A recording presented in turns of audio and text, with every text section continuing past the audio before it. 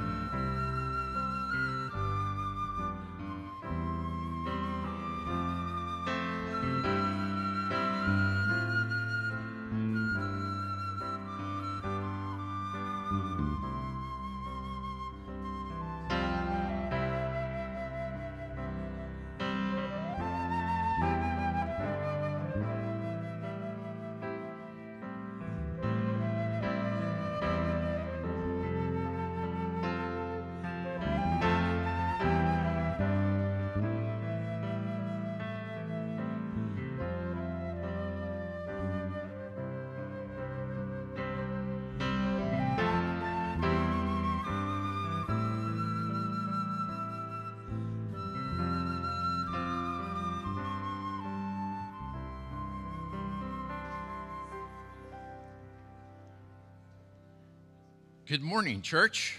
Good morning. And all those who are watching us from far away, which might include Pastor Molly, because the Frasers are in Eugene visiting friends, while Peter is running the Eugene Marathon. So they're having a good time, and we're here, and we'll have a good time and have a chance to worship with one another. We have a guest with us today, Colin Cushman, who is the director of Camp Indianola. He will bring the message, and after we have a chance to sing, he'll bring us a message about the camp as well. And so you'll have a chance to welcome him in a couple minutes. He is a Methodist through and through. He went to Willamette University in Salem, and then he did some graduate work at the Methodist University of Boston and the School of Theology there. So you'll have a chance to welcome him after the service as well. Let's join together in singing our opening song.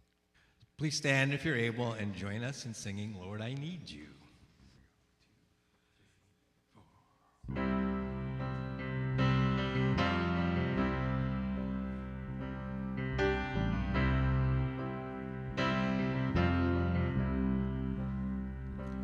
Lord, I come, I confess, bowing here, I find my rest, and without you, I fall apart. You're the one that guides my heart. Lord, I need you, oh, I need you. Every hour I need you, my one my righteousness. Oh God, how I need you. Where sin runs deep, your grace is more.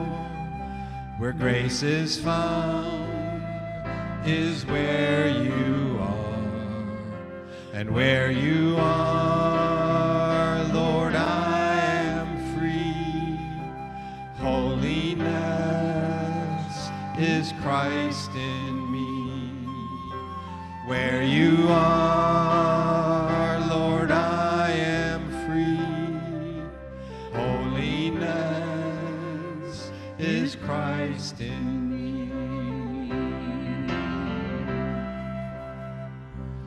Lord, I need you. Oh, I need you. Every hour I need you. My one defense, my righteousness. Oh God, how I need you.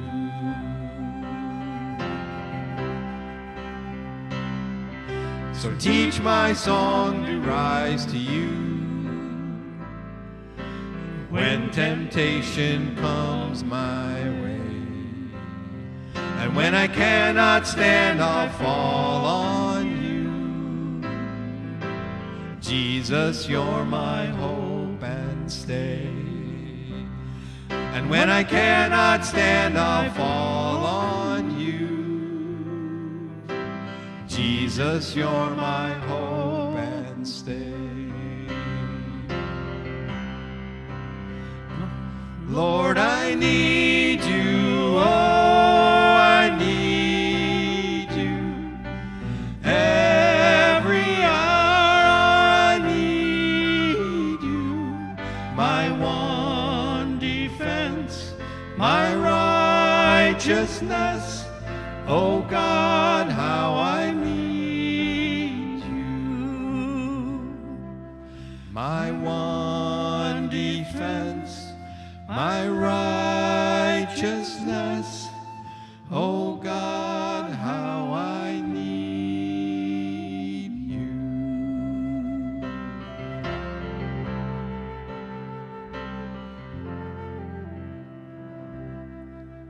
Please be seated.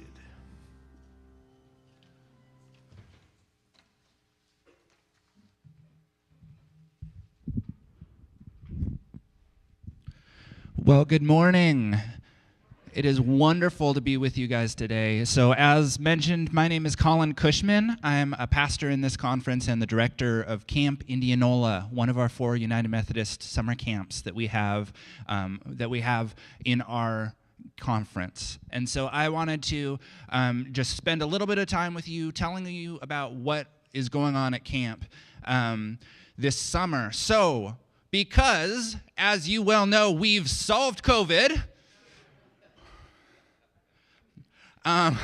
we are going to be more or less at returning to normal this summer at camp. So we are arranging everything in such a way that we're going to make it as safe as we can. We're doing all sorts of stuff outside. We're providing masks for folks for when we need to for inside, but we're so excited that we're going to be able to return to being able to provide young folks with this wonderful experience that's so much fun, but also a huge place for being able to grow in your faith. And so we're just so excited to be able to offer that this summer. So we're doing a whole gamut of camps at Camp Indianola. The other sites are doing other camps as well, but we're doing, for example, outdoor adventure camps for those who like being out in the woods a little bit more and love experimenting with some different activities. We've got our normal stay-away camps. We've also got family camps, if anybody happens to have a family here. I don't know, but that would also be a wonderful opportunity, hint, hint, grandparents, to go and hang out and spend some time with grandchildren. I'm just saying. We have also some kayaking camps. We've got all sorts of really fun stuff. So as mentioned before, I'm going to be here after the service. I would love to meet you, regardless of whether or not you have a kid, regardless of whether or not you're coming to camp. I would love to meet you, period. We've got some brochures back there. I would love to as well talk with you about what young person in your life we can help to grow emotionally, spiritually, and physically through being able to attend camp this summer. So I look forward to talking more with you guys after the service. And now that I've done my promo bit, we can actually have just a good old-fashioned sermon for a message rather than me having an infomercial. So I would love to meet you afterwards. So thank you guys so much for giving me a chance to be with you.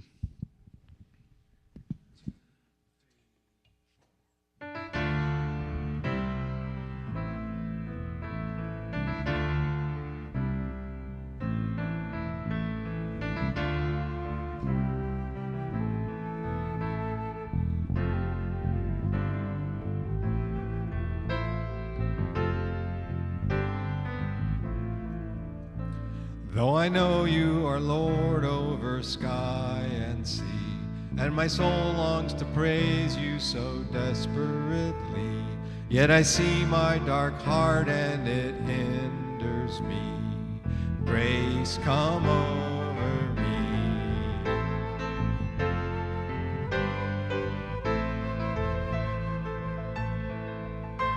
The trees lift their limbs just to touch you, and the rocks will cry out your name.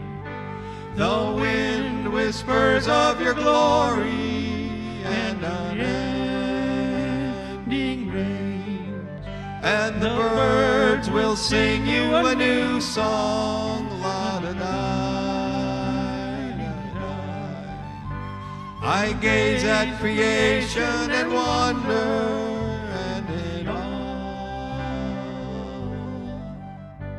and I know you are Lord over sun and moon, and the planets will spin in obedience to you. Teach my heart how to worship you as they do, in spirit and in truth.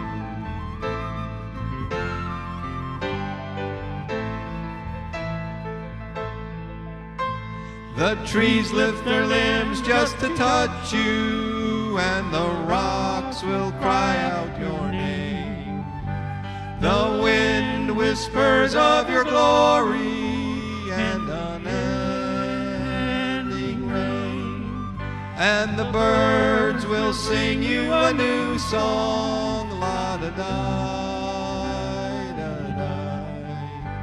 I gaze at creation and wonder, and in awe, and I know you are Lord over sky and sea, and my soul longs to praise you so desperately, yet I see my dark heart and it hinders me. Grace, come over me. Grace, come over me.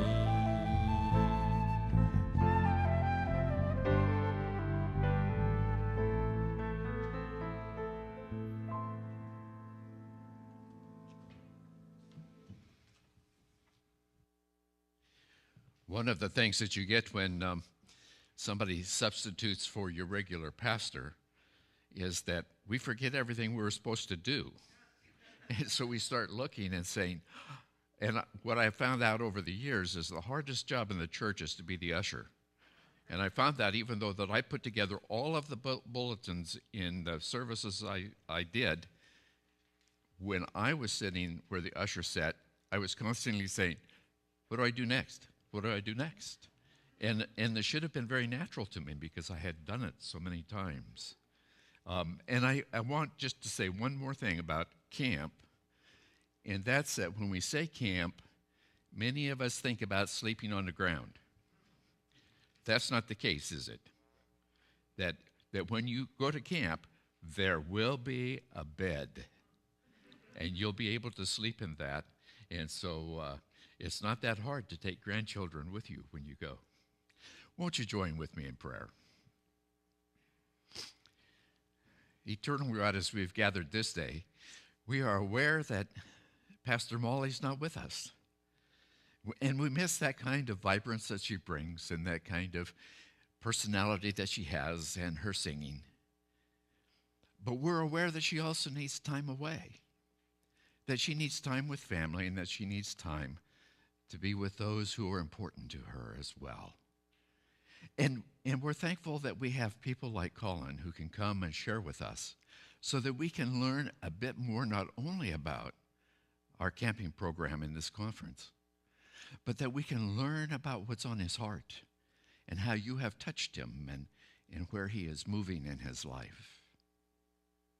We're aware that we live in a world that is filled with your spirit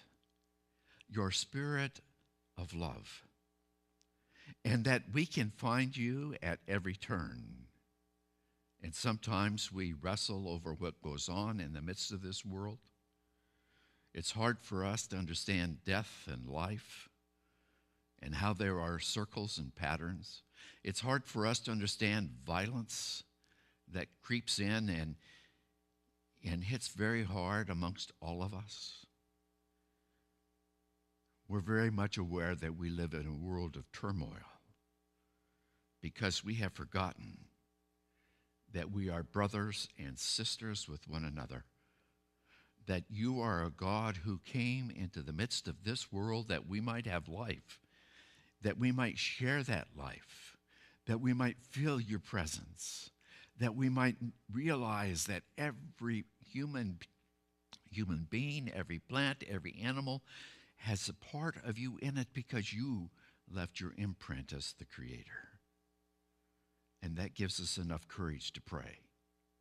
Our Father, who art in heaven, hallowed be thy name. Thy kingdom come, thy will be done, on earth as it is in heaven. Give us this day our daily bread, and forgive us our trespasses, as we forgive those who trespass against us. And lead us not into temptation, but deliver us from evil. For thine is the kingdom, and the power, and the glory forever. Amen. Hear these words from the book of John. After these things, Jesus showed himself again to the disciples by the Sea of Tiberias, and he showed himself in this way. Gathered there together were Simon Peter, Thomas called the twin, Nathanael of Cana in Galilee, the sons of Zebedee, and 2 others of his disciples. Simon Peter said to them, I am going fishing. They said to him, we will go with you. They went out and got into the boat, but that night they caught nothing. Just after daybreak, Jesus stood on the beach, but the disciples did not know that it was Jesus. Jesus said to them, children, you have no fish, have you? They answered him, no. He said to them, cast the net to the right side of the boat, and you will find some.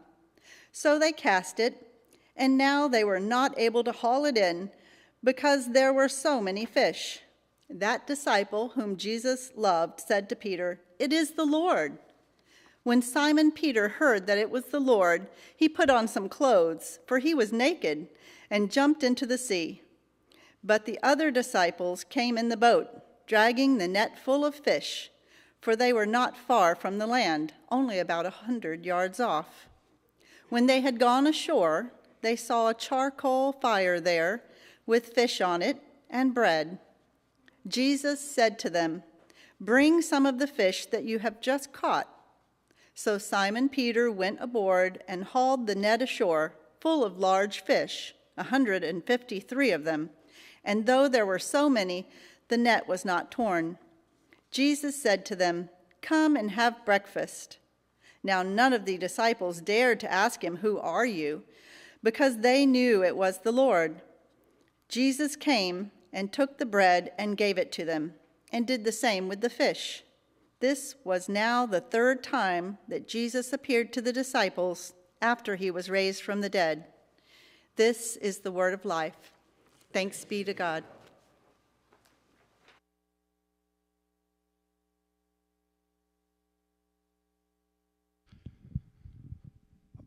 Well, so once again, thank you very much for having me with you guys. So what I propose we do this morning is we are continuing this sermon series of looking at John's accounts of what happened. And so what I propose we do is a rather straightforward task, take a look at what's going on here in this story and then try and process why we, as modern-day Christians, might care in the slightest about it. So, of course, the author starts off by giving away any semblance of suspense. Quote, Jesus himself appeared again to the disciples in the sea at the Sea of Tiberias. See, she did better than me at saying these names. My goodness. All right. But gives away all of the suspense about it. But regardless, what we're looking at is setting up this, what's called dramatic irony, where we know something that the characters don't know, and then we can see them fumbling around, right? So story spoiled, we start to hear that Peter and his buddies decide that they need to go on a fishing trip. Because after all, they're fishermen, so you gotta fish, you gotta make some money, make some dough to live, and they're no longer part of this this movement of just following around Jesus all the time because he died, so they actually have to work now. So they decide, okay, let's go fish. Let's go try and do some of our normal everyday routines. And so, Peter and his buddies decided to go out for some naked fishing, as you do.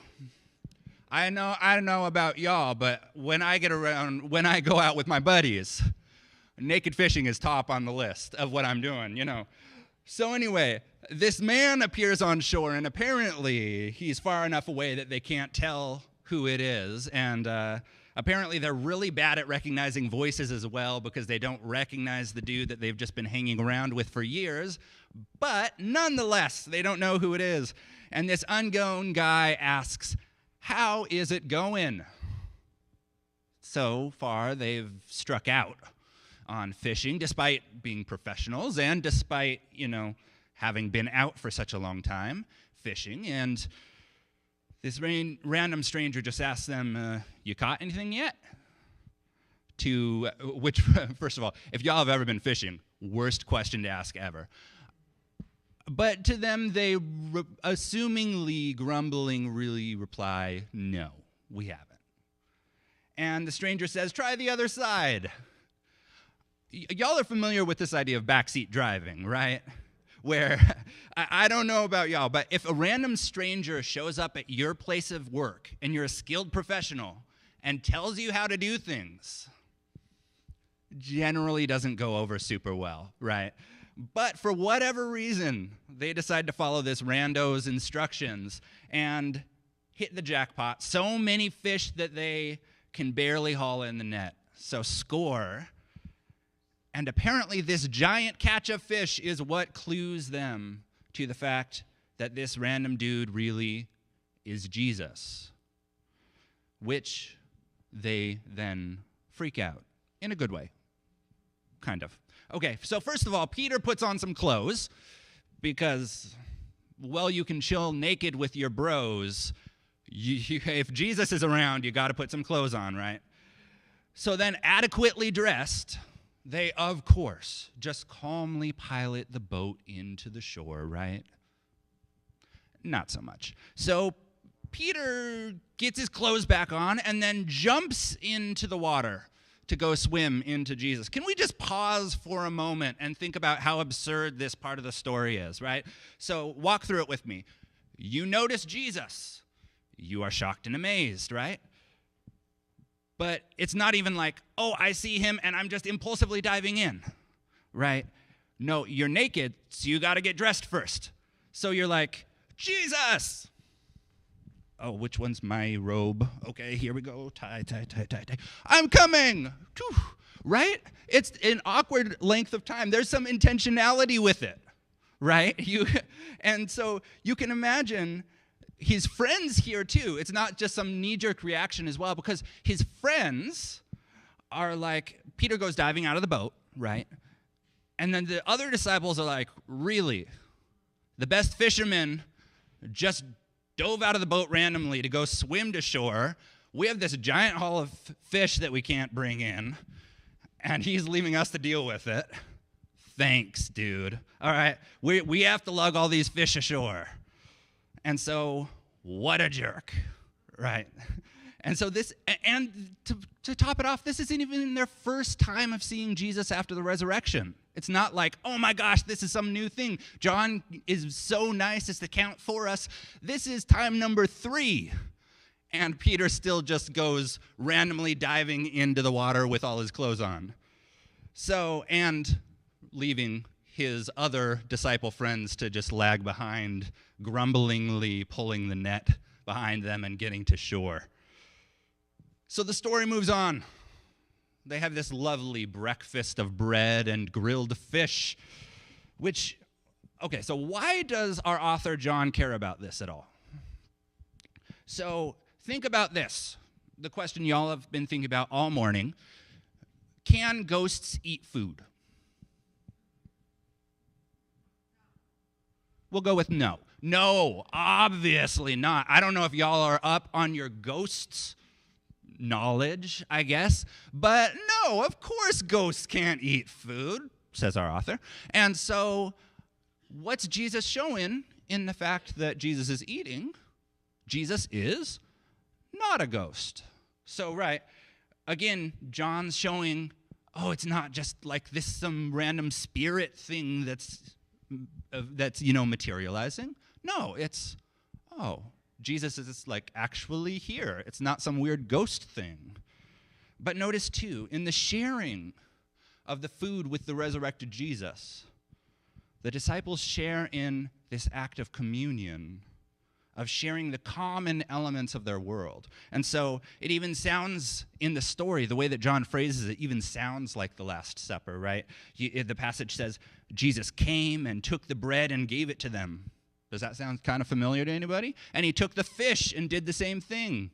Does that sound kind of familiar to anybody? Right? On both ends of Jesus' horrific execution, we've got Jesus dining, eating, sharing a table with his beloved disciples, bonding over food, living together.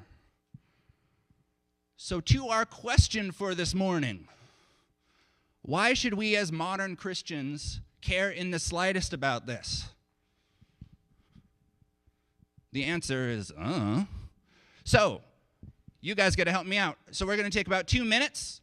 Turn to somebody near you. If you're joining us online, go ahead and turn to a viewing partner or to your inwardly if you're viewing by yourself. Our question for the day, why do we as modern Christians care about this in the slightest? Well, go ahead and take 2 minutes. If you're online, go ahead and drop something in the chat if you have any reflections. Why do we as modern Christians care about this story? Or do we? All right, you got 2 minutes. Go.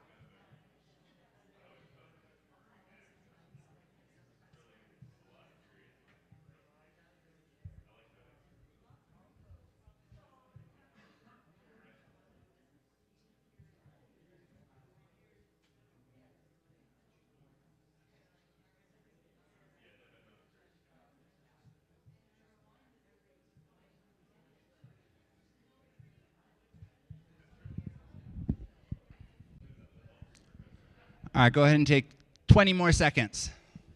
Wrap up that last thought.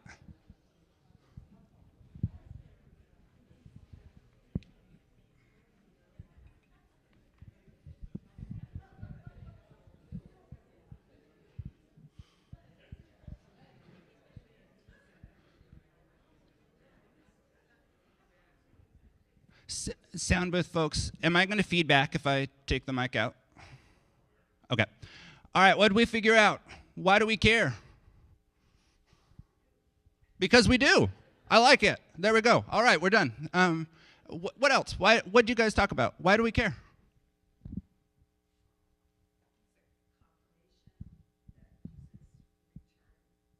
A confirmation that Jesus returned. Say that again. Cake.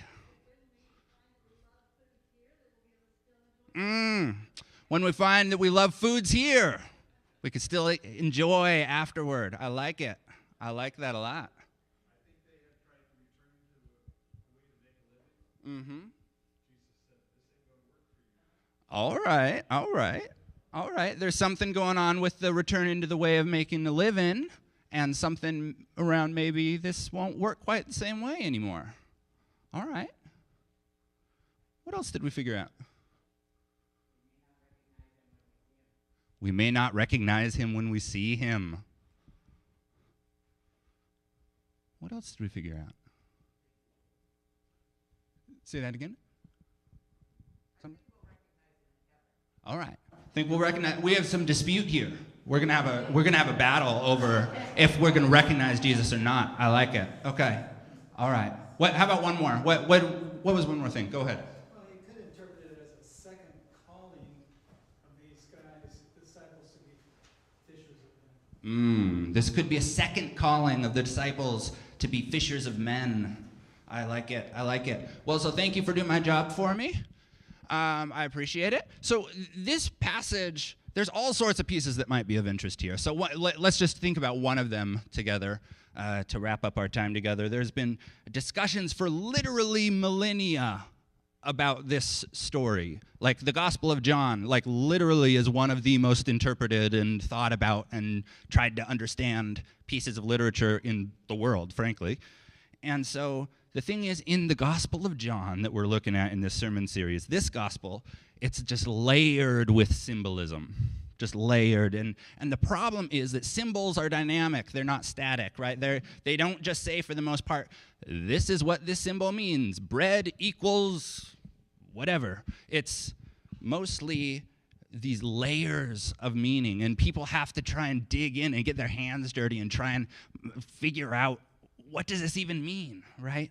And so for millennia, Christians, just like we were doing today, have been talking with one another, trying to be like, okay, what does this even mean? How do we make sense of what symbols are being talked about here? And so I want to hone in on just two of the related symbols here, the fish and the net. So the disciples caught this huge catch of fish, right? And the net, and the text specifically mentions the net didn't tear. And so over the years, people have been taking this to mean all sorts of different kinds of things, but maybe think about it this way. Try this on for size. Jesus brought people together. Jesus caused this movement, right? And droves of people came together. And let me tell you, wherever 2 or 3 are gathered, there's going to be disagreements. Is that not right? Fighting and struggles. And so one of the ways that this symbol of fish has been interpreted a lot is that it's referring to the Christian movement. There's all sorts of people all coming together in this Christian movement. There's hordes of fish that are teeming and wriggling and writhing and that have been caught fire by Jesus. And so many of them that you can barely count, even though they did count it. It was 153. But anyway, it's a large number. That's the point, right? And when you have that many fish, the fishing equipment you're using isn't designed for that much strain, at least in that time. It should have broken the net that they were using to try and catch the fish, right? But the net didn't tear. It didn't break. It somehow was able to hold together this writhing, struggling, teeming batch of fish. The net, which in many interpretations is the church, is in fact able to hold together this ragtag, disparate group of folks. And so I don't know about y'all, but when I think about the church right now, I see a lot of stuff. I see a denomination that is literally splitting apart. Like, I don't know if y'all have been up on this news or not, but as of literally today, there is a new denomination in the world called the Global Methodist Church that is a breakaway from the United Methodist Church, that is splitting away from the Methodist Church. Or even on a more personal level, right? When we look at the church, we see bickering and gossip and fights over what color the carpet should be, and should there be a flag in the sanctuary, and what bread should we have at communion, and why did that person do that? Oh, but sorry, that's just in my churches. You guys wouldn't know anything about any of that, right? Nothing like that before. But yet, somehow we still find a way to live together, right? Somehow, this net holds all of the chaos and the panic and the obnoxious behavior and the feuds and the humanness. This net still holds all of those fish. So real quick, turn to a neighbor. Turn to a neighbor. Y'all are not very good at following directions, are you? Okay, turn to a neighbor and repeat after me. Friend, I know we're different. And even though we're different, even though I don't like you often. No, I mean like really dislike you. Again, not good at following directions. Okay. This net is still big enough to hold us all.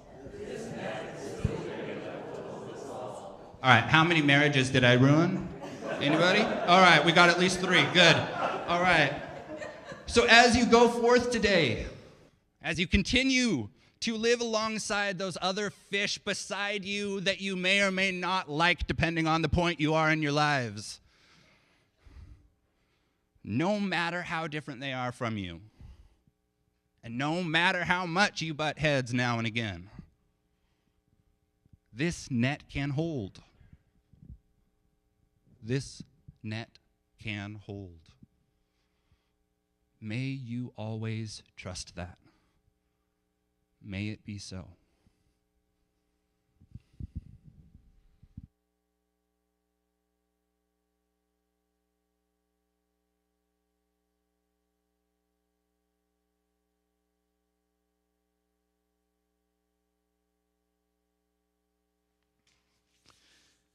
It's too bad we don't have fish.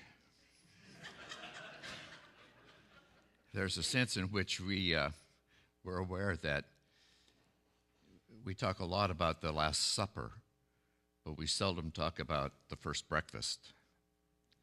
And as we think about that, and Jesus said, as oft as you do this, do it in remembrance of me. It may very well have been not that you have a festival every time or a special event every time, but when you gather, be it for breakfast, lunch, or dinner, and you break the bread, as Jesus said he broke the bread, and he gave it to his disciples, and he said, take and eat, for this is the body of forgiveness. And you begin to realize that whenever we are together, we are putting back together all of who God is, all of who God would have us to be. For there is in the midst of the bread the sunshine, the rain, the grain, and all that works together with that. You never get the bread without the labor. And then, whenever you are together and you take the cup, and I like to think that on that particular night when Jesus took the cup, it was the Elijah cup, waiting for that return, and he blessed it, and he gave it to them, and he said, drink all of this. This is for the forgiveness of sin, for all of you. And so we come. We come to partake of the bread. We come to partake of the juice. We come partake of the body of Christ in a special way, that we might feel the source of love, the word of love, and the spirit of love. For when we gather, it doesn't matter where you are on your spiritual journey. In the Methodist tradition, all of us are welcome at the table, for it is God's table. Not mine, not this church's, but God's table. And God offers us that opportunity to be together. Will those who are helping to serve communion please come?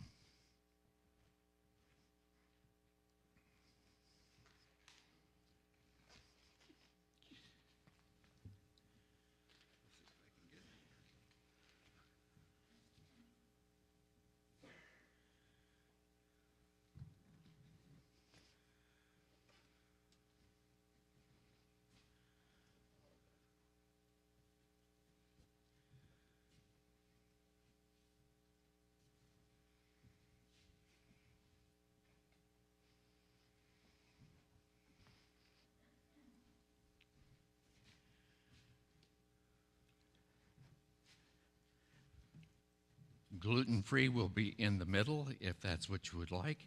The table is set. Please come.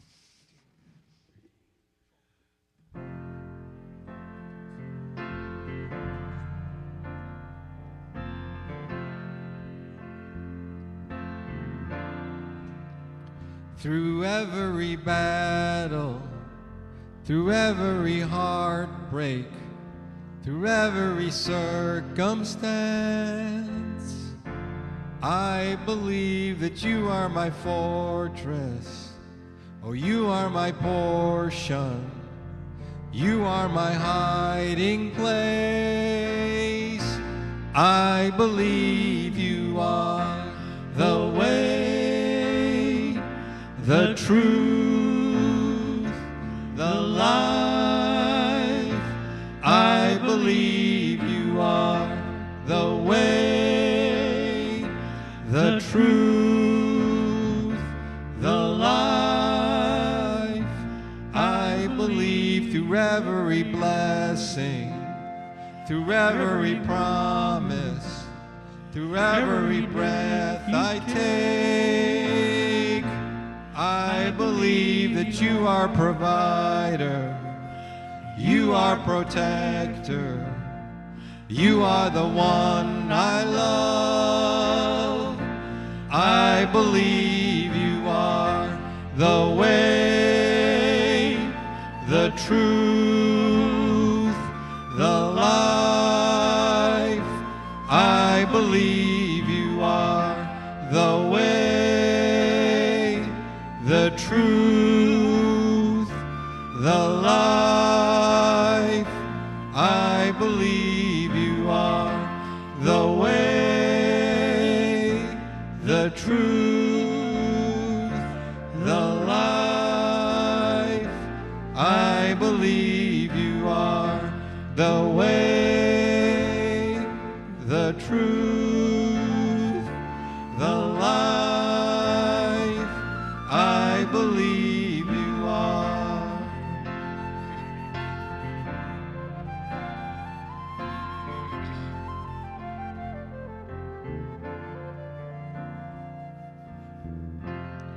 It's a new horizon, and I'm set on you. And you meet me here today with mercies that are new. All my fears and doubts, they can all come to, because they can't stay long when I'm here with you. It's a new horizon, and I'm set on you. And you meet me here today with mercies that are new.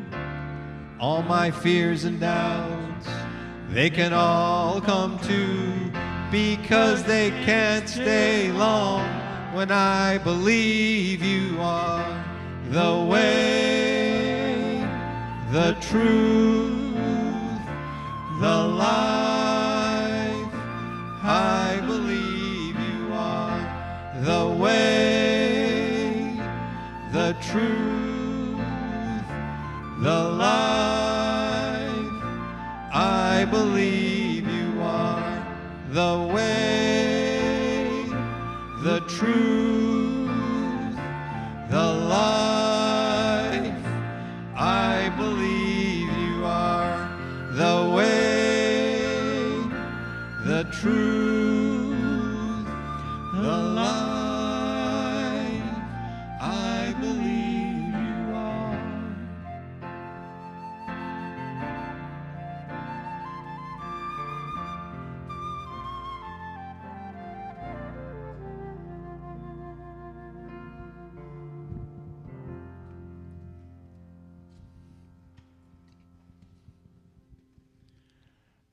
As you go forth this morning from this place, may you seek to see those fish around you, and may you seek to figure out ways in which we can reinforce this net, that no matter how much we agree or disagree with folks, that we may attempt to be part of one body together. May you go in peace. Amen. Please stand and join in our closing song, Arise, Shine. 2, 3,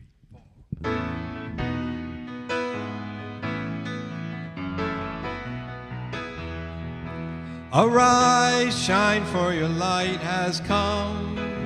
Your light has come, and the glory of the Lord has risen upon you. Arise, shine, for your light has come. Arise, shine, for your light has come. Your light has come, and the glory of the Lord has risen upon you. Arise, shine, for your light has come. We have a reason to celebrate. We have a reason to sing. The windows of heaven are open. Blessings are flowing, overflowing.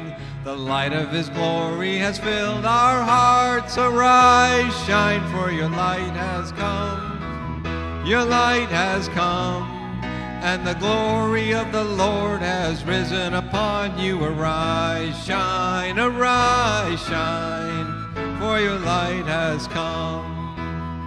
We have a reason to celebrate. We have a reason to sing. The windows of heaven are open. Blessings are flowing, overflowing.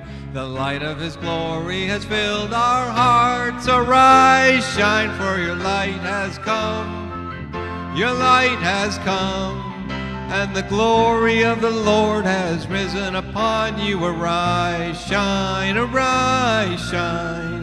for your light has come. Arise, shine,